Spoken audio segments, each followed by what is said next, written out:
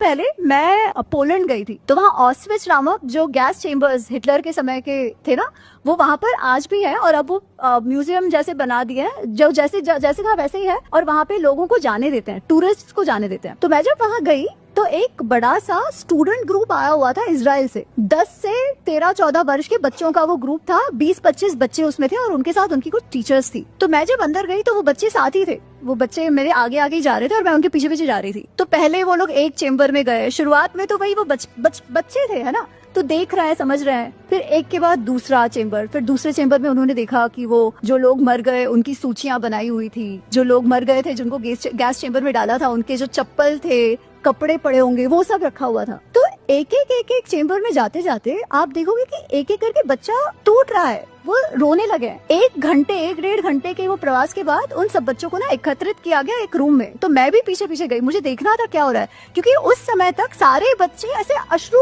रो रहे थे, जोर जोर से चिल्ला के रो रहे थे। आप समझिए इजरायलियों में, ज्यूज में जल्दी गद्दार क्यों नहीं मिलते। मैं उसी पॉइंट की बात कर रही हूँ। वहाँ पर फिर वो बच्चों की एक दूसरे के साथ, मतलब वो टीचर्स ने उन बच्चों को कहा कि आपको क्या लग रहा है, आप बताइए। अब वो हिब्रू में बात कर रहे थे तो मुझे समझ नहीं आ रहा था, पर उनकी एक टीचर थी, उसने देखा कि अच्छा ये इस लड़की को कुछ ज्यादा इंटरेस्ट लग रहा है, तो वो मुझे बोली आप अंदर आ जाओ, और उसे इंग्लिश आता था। तो मैंने कहा क्या चल रहा है, तो वो बोली कि you saw all of them break down, right now we are trying to help them process their emotions and we are trying to ask them क्या हुआ। तो एक बच्चा बोलेगा कि उसमें जो नाम लिखा हुआ था वो मेरे चाचा के दादा का नाम था। दूसरा बोलेगा हाँ वो मेरे बुआ थे, वो लोग वहाँ चले गए, उनका एक ही जन परिवार का बच्चा है। तो उनकी जो फैमिली स्टोरी थी वो बच्चे बता रहे थे। तो मैंने उनसे कहा कि यार ये बच्चों को इस प्रकार ट्रॉमा नहीं होता है कि आप उनको ऐसे दिखा रहे हो, और बच्चे छोटे हैं, ऐसे नहीं कि बड़े हो गए। उस टीचर ने मुझे कहा कि मैम देखिए, हमारे साथ जो हुआ ना वो बहुत गलत हुआ। हम ये नहीं चाहते कि और किसी के साथ ऐसा हो। हम ये भी नहीं बता रहे अपने बच्चों को कि जाकर आप सबसे विद्रोह करो और रिवेंज लो, पर हमको उनको ये बात तो बतानी ही है